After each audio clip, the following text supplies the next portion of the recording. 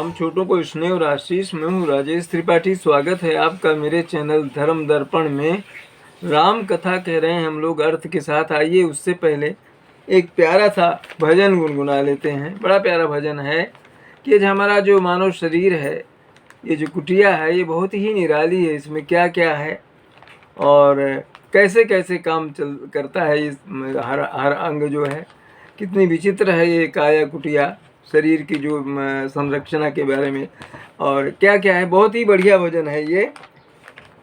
काया कुटिया निराली जमाने भर से, काया कुटिया निराली निराली जमाने भर से, 10 दरवाजे वाली जमाने भर से। 10 इंद्रियां जो हैं उनको दरवाजा कहा गया। काया कुटिया निराली जमाने भर से, 10 दरवाजे वाली जमाने भर से। काया कुटिया निराली जमाने भर से, सबसे सुंदर आँख की खिड़की, सबसे सुंदर आँख की खिड़की, जिसमें पुतली काली जमाने भर से। काया कुटिया निराली जमाने भर से, 10 दरवाजे वाली जमाने भर से। सुनते श्रवण नासिका सूंघे, सुनते श्रवण नासिका सूंघे, और वाणी करे बोला चाली जमाने भर से। काया कुटिया निराली जमाने भर से, 10 दरवाजे वाली जमाने भर से। लेना देना करते हैं, लेना देना करते हैं, और पग चाल चले मतवाली जमाने भर से। काया कुटिया निराली जमाने भर से। मुख के भीतर रहती रसना, मुख के भीतर रहती रसना, और 60 रस स्वादों वाली जमाने भर से। काया कुटिया निराली निराली जमाने भर से, 10 दरवाजे वाली जमाने भर से। काम क्रोध मद लोभ आदि से, काम क्रोध मद लोभ आदि से, बुद्धि करे रखवाली जमाने भर से। काया कुटिया निराली निराली जमाने भर से। करके संग इंद्रियों का मन, करके संग इंद्रियों का मन, और बन बैठा जंजाली जमाने भर से। काया कुटिया निराली निराली जमाने भर से। काया कुटिया निराली जमाने भर से। इस कुटिया का नित्य किराया, इस कुटिया का नित्य किराया, ये सांस चुकाने वाली जमाने भर से।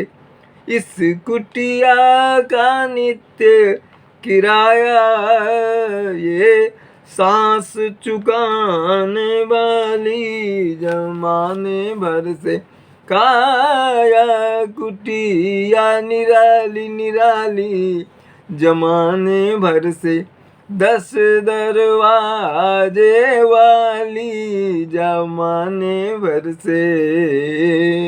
आइए कथा में प्रवेश करें। कथा चित्रकूट में ही है। अभी रामचंद्र जी को समझाने और भरत के जो विचार हैं वो सब बताया जा चुका है। अब राम ने जो है यही कह दिया है कि जो भरत चाहेंगे वही किया जाए। अब वहाँ पर है ये हमारा प्रसंग।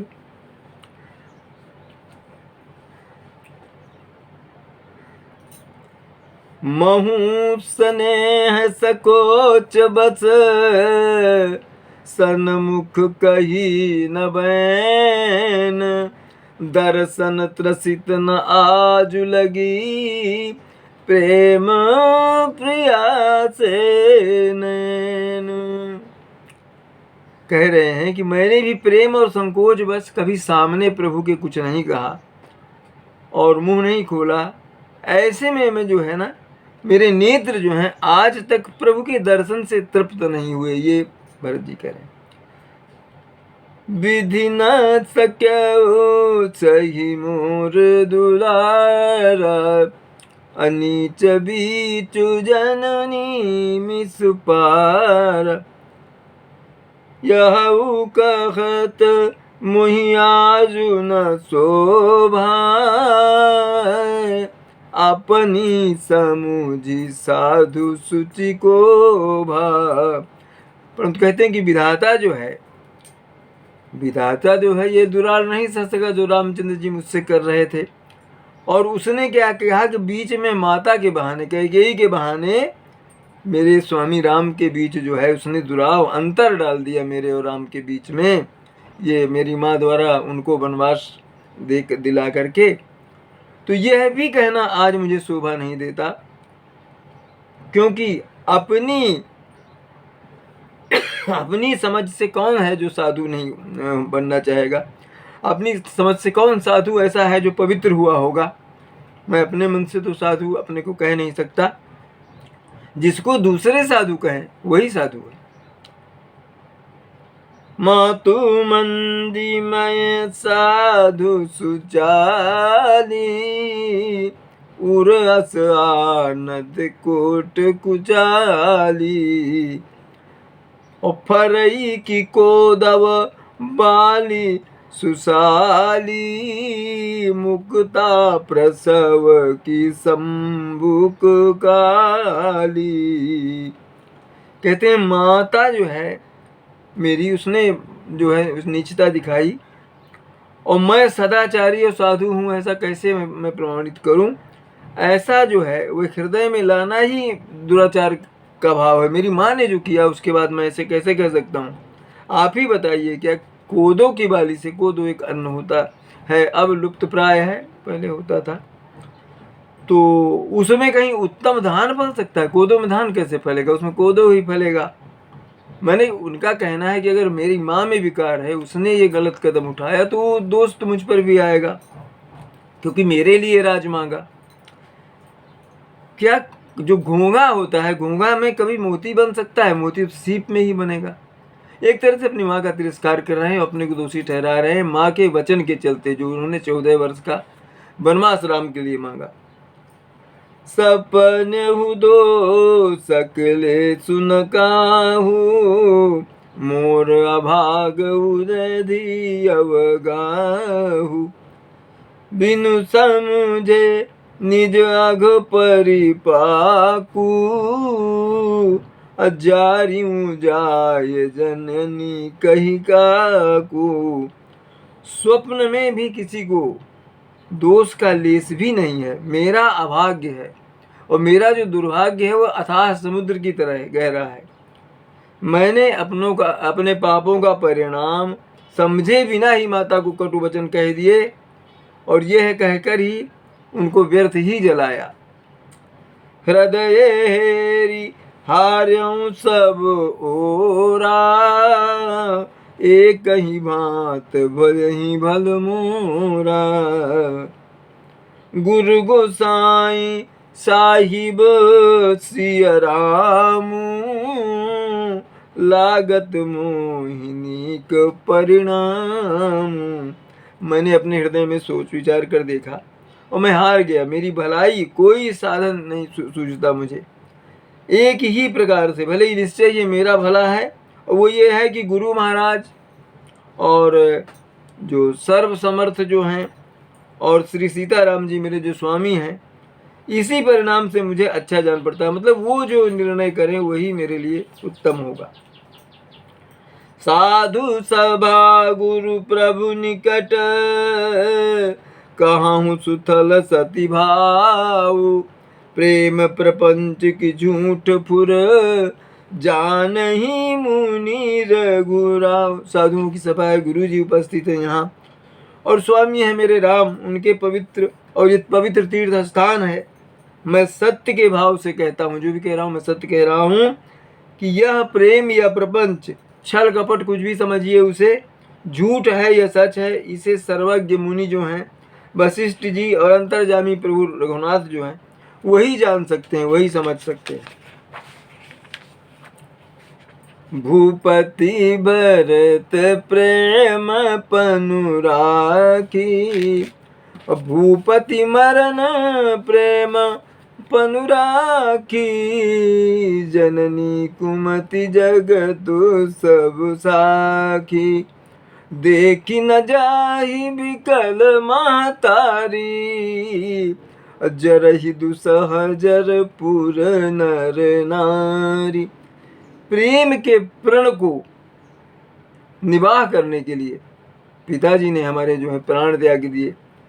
और जननी कुमति, ये मेरी माँ की कुमति है, उसकी दुर्बुद्धि है, ये जगत इसका साक्षी है। देख ही न जाई विकल महतारी, मेरी माताएं जो हैं उनकी विकलता, उनका दुख मैं देख नहीं पा रहा। भरत बोल रहे हैं।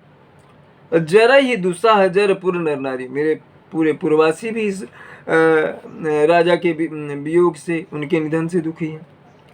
नहीं सकल अनरथ, अमही सकल अनरथ कर मूला। सो सुनि समुझि सहिम सब सूला। सुनि बन गवन कीन रघुनाथा, करि मुनि वेश लखन सिया साथा। बिनु पानहि पया देहि पाए। संग करु साखी रहेउ यही चाहे। बहुरी निहारि निषाद सनेहु, कुलिस कठिन उरु भयउ न बेहु। नहीं मही सकल अनर्थ कर मूला। भरत कह रहे हैं कि मैं ही तो सारे अनर्थ का, ये जो कुछ भी हो रहा है, राम को वन मिला, यहाँ वो कष्ट भोग रहे, सब इसके जड़ में तो मैं हूँ। सो सुनी समुझ सहे सब सूला। इसको समझ करके कि भाई कारण तो मैं ही हूँ, मैं सारा दुख सब कुछ सहता जा रहा हूँ। सुनी बन गवन, मैंने ये सुना जबकि भगवान राम ने वन में चले गए हैं राम, और उनके साथ मुनि के ही वेश में सीता और लक्ष्मण भी गए हैं, और बिना चरण पादुकाओं के वो नंगे पैर पूरे कंकड़ों पत्थरों के बीच से चल रहे हैं। और बहुरी निहार निषाद स्नेह, उसके बाद मैंने निषाद राज का स्नेह देखा प्रभु के प्रति।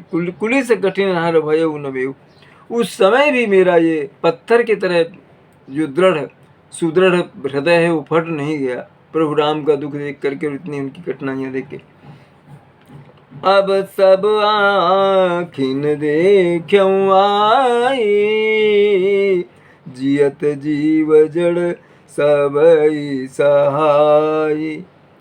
अब जिनहि निरखी मग सापिन बीछी, तजहि विषम विषु तामस तीछी। अब सब आँखें देखे हुआ, ये तो मैंने सुना था, अब मैं तो अपने आंखों से देख रहा हूँ कि अब नंगे पैर पैदल चल रहे हैं प्रभु।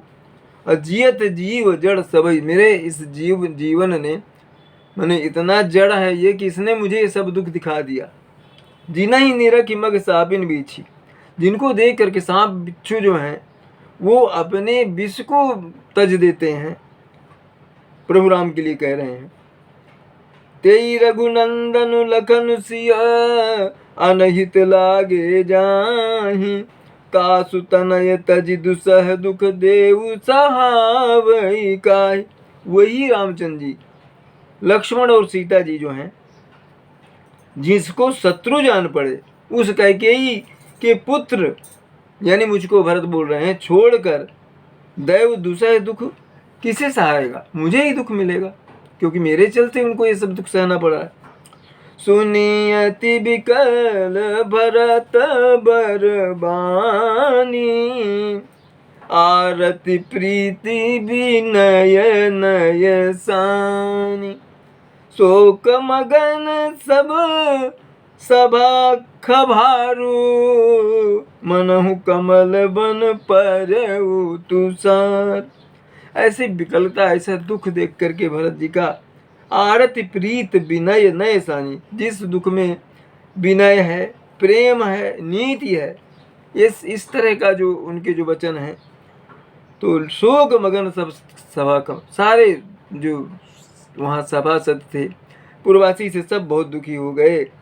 ऐसा लगा जैसे कि कमल के फूले हुए वन में तुषार पाला पड़ गया हो, सब इतने दुखी हो गए। कही अनेक विधि कथा कथा पुरानी, भरत प्रबोध कीन मुनि ज्ञानी। बोले उचित बचन रघु नंदू, दिन कर कुल कैरव बन चंदू। कई अनेक विधि कथा पुरानी, भरत को शांत किया, समझाया मुनि वशिष्ठ जी ने पुरानी कथाएं सुना करके। बोले उचित वचन रघुनंदू, और दिनकर कुल कैरव बन चंदू। ये भगवान राम के लिए कहा गया कि इसके बाद रामचंद्र जी जो हैं वो समाधान कैसे निकले, इसके लिए फिर सूर्य कुल के कुमुद बन के लिए, सूर्य कुल के कमलों के बन के लिए जो चंद्रमा के समान है, वो रघुनाथ जी जो हैं उचित समय जान करके मधुर वाणी में बोले। तात जाए जिया करहु गलानी, ऐसे अधीन जीवमति जीव गति जानी। अति निकाल त्रिभुवन मत मोरे, पुण्य सिलोक तात तर तोरे। कहते हैं भरत जी से कि आप ग्लानि मत कीजिए, दुख मत कीजिए, ईस अधीन जीव गति जानी। ये जान करके कि सारा भाग्य के बस में है, जो कुछ भी घटता है व्यक्ति के जीवन में। तीन काल त्रिभुवन मत मोरे, पुण्य सिलोक तात तर तोरे।